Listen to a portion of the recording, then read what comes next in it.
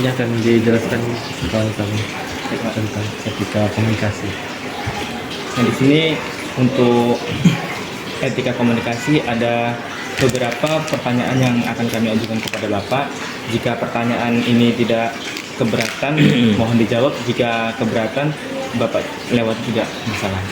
Baik, untuk yang pertama itu, Bapak sebagai kepala sekolah pernah tidak menghadapi situasi di mana ada beberapa masalah komunikasi yang terjadi antara Bapak dengan para guru? Ya, Pernah ya Pak ya? pernah. Yang mana Bapak sebagai kepala sekolah harus memberikan arahan yang tegas kepada bawahan, Ya. guru. Namun Bapak juga ingin menjaga hubungan yang baik kepada mereka agar semua pihak merasa dihargai dan tidak ada yang merasa tersinggung.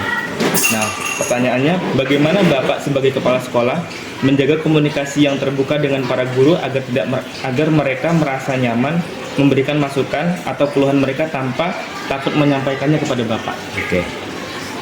Kalau saya memang untuk hal yang perselisihan antar guru juga saya pernah mengalami. Juga kita selesaikan, kalau saya kan orangnya terbuka ya. Jadi segala sesuatu itu ya kita panggil apa permasalahan. Karena lagi-lagi kita di sini tidak ada kepentingan. Kepentingan kita bagaimana belajarnya bagus, guru mengajar dengan baik, siswa juga nyaman. Begitu juga dengan siswa, guru. Guru ini kan kalau ketika ada permasalahan ya kita panggil, kita sampaikan. Nah, kadang-kadang kan memang ada mereka punya pendapat yang berbeda. Ya itu kan tidak bermasalah dalam sebuah organisasi apapun ataupun organisasi profesi. Ketika itu terjadi dengan kita, nah kita pasti mengedepankan bagaimana kepentingan. Kalau kita memang salah ya kita harus akui kesalahan kita. Kalau kita betul ya kita perjuangkan bagaimana ini bisa tegak dengan baik.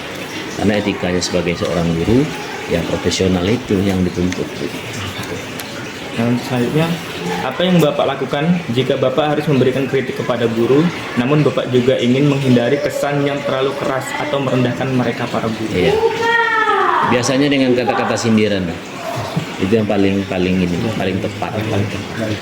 Kadang-kadang kan kita ketika terjadi permasalahan dengan guru yang jarang masuk, gitu kan. Kita pasti katakan sindir. Bapak Ibu sekalian, andai Bapak Ibu sekalian menjadi seorang siswa itu anak ibu gitu. Kemudian ketika siswa itu tidak belajar dan itu adalah anak ibu, bagaimana dengan ibu? Pasti ibu kan protes. Begitu juga dengan siswa yang kita ajarkan.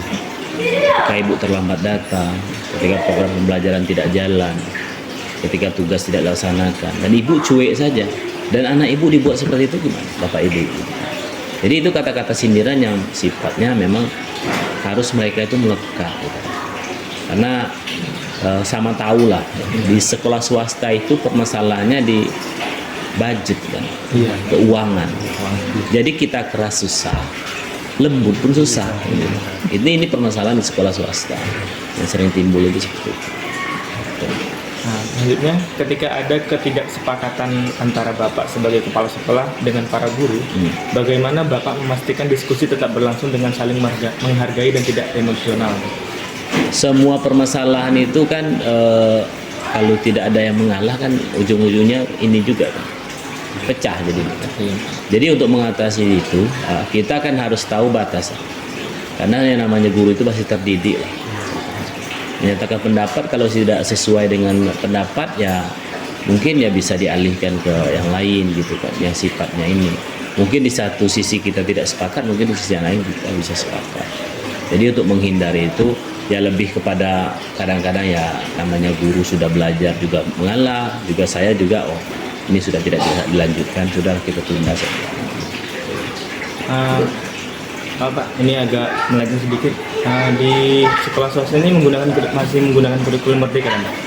Kalau kita memang sekarang masih menggunakan kurikulum Merdeka. Karena untuk sekarang ini baru kelas 78. Ya, yang 9-nya masih kurikulum ke-13 kemarin kan. Nah, nanti untuk sekarang ini untuk semester depan ini itu sudah full. Cuma belum tahu ada perubahan apa gitu. Nah, ini pertanyaannya ada yang di situ Pak. Kan pada tahun 2020 terjadi perubahan kurikulum dari kurikulum K13 menjadi kurikulum Merdeka. Ya. ketika perubahan kurikulum itu terjadi, pasti adalah beberapa guru merasa khawatir Ya. perubahan ini akan meningkatkan beban kerja pastinya kan, dan mempengaruhi cara mereka mengajar. Iya. Nah, Bapak sebagai kepala sekolah, bagaimana Bapak menjelaskan manfaat dari perubahan kurikulum ini kepada guru agar mereka merasa yakin dan mendukung kebijakan baru ini? Jadi untuk perubahan dari kurikulum K13 ke kurikulum Merdeka itu kan banyak pertimbangannya. Ya, Salah satunya pertimbangannya di sekolah. Ini untuk Kementerian Agama ya. Kementerian Agama itu memang agak ini ya, agak lebih lambat daripada Dignas.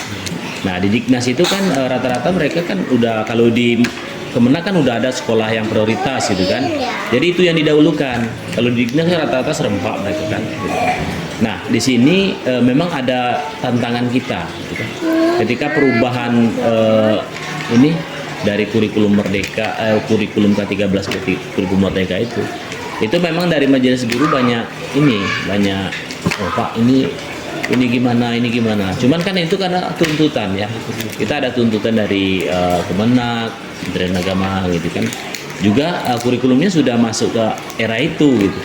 Jadi mau tidak mau memang guru-guru ya kita bekali, yang pertama ada workshop, kegiatan-kegiatan yang sifatnya menunjang itu.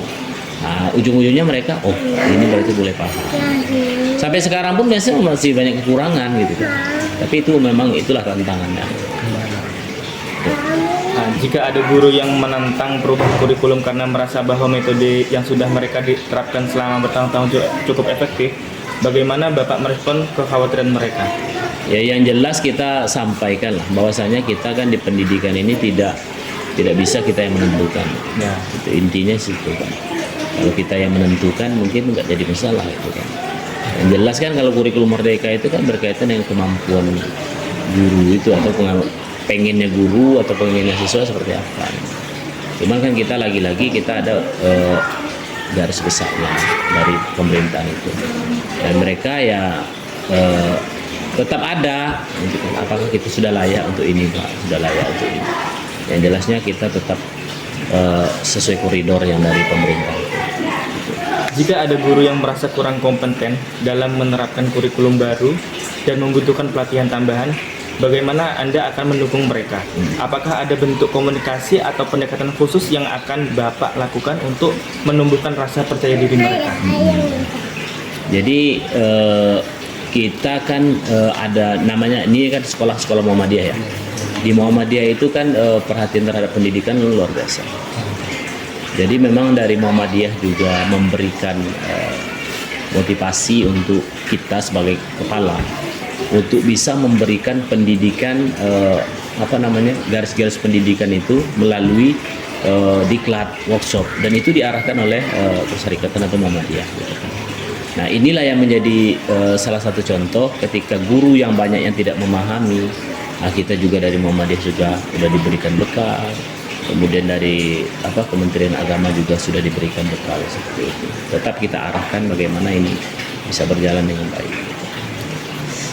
Selanjutnya Pak, ketika ada seorang orang tua memprotes kebijakan sekolah yang dianggap tidak adil bagi anaknya, Bapak sebagai kepala sekolah dihadapkan pada situasi di mana Bapak perlu merespon secara profesional namun tetap menjaga etika komunikasi.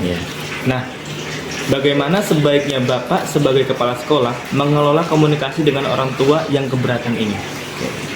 Jadi kalau saya itu kan ada sistem yang namanya ketika ada permasalahan yang timbul, itu pasti hubungan keluarganya dulu. Ini etikanya kan di situ.